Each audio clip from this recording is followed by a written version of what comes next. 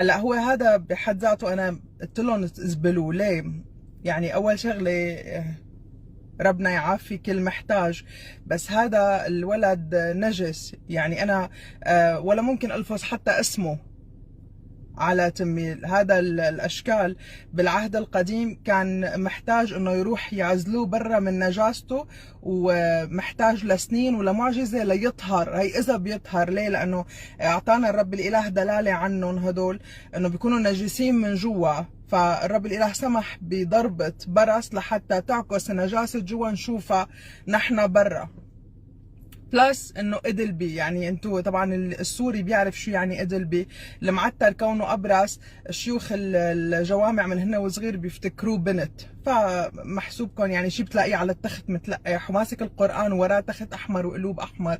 يعني محتارين، ما هن بدهم يزنوا ويعملوا لواط والقران بايدهم، فبيطلع المنظر ولا اقرف من هيك بالعالم. بكل الاحوال اللي بدي اقوله من هالموضوع في شيء كنت حابة أقوله وما عم بعرف ولاقي الطريقة لوصله. هن هلأ ساعدوني. القرآن قام على أساطير كاذبة، اخذ منا الاسماء من الكتاب المقدس ومؤلف قصص تماما. اليوم هذا الخلف لهداك السلف اللي نفس الطريقة بالتأليف. يعني مثلا الياس هذا اسم ما مذكور بالكتاب المقدس، لا عهد قديم ولا عهد جديد. وانه يكون الياس، عملوا الياس ايليا عملوا اسمه الياس وعملوه نبي مجنون بيقتل طفل صغير، بيهد حيطان، بيبخش سفينه.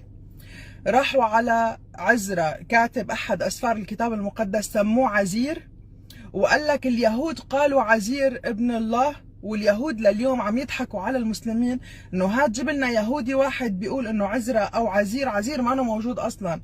فمين اي يهودي اللي بيقول عزير او عزرا ابن الله؟ ما في. هن بيخترعوا الكذبه وبيسكتوا. عملوا مثلا نوح اللي نزل من السفينه وخلص الرب الاله مع اولاده الثلاثه سام وحام ويافث.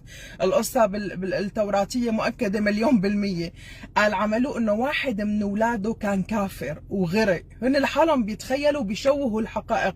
في خبره عند الشيطان بتشويه انبياء ورجال الرب الاله بكل الطرق. فواحد منهم كفار مات هو ومرته لنوح، بينما الكتاب المقدس طبعا بيذكرنا سام وحام ويافث. وعملوا حفيده لنوح هو ابنه، اللي هو كنعان هو حفيد نوح، بيعملوا ابنه. بيقول لك اللي غرق على الاغلب والله اعلم هو سام. بيرجع بيقول لك نحن ساميين. طب اذا غرق سام انت من وين اجيت يا هبيله؟ قصص القرآن الأسطورية اللي أخذوا عالم، شيء اللي ناموا 300 سنة بالكهف، شيء بيعمل لك ابراهيم كن يا نار بردا وسلاما، وابراهيم ما له علاقه بالحرق ولا بالنار ولا شيء ابدا. هو عباره عن عجينه شيطانيه بتقول انه في رجال للرب الاله. انتم حاولوا جهدكم تلفقوا عليهم اكاذيب، سنين بعد سنين بتصير حقيقه مقابل حقيقه، بتضيع القصه.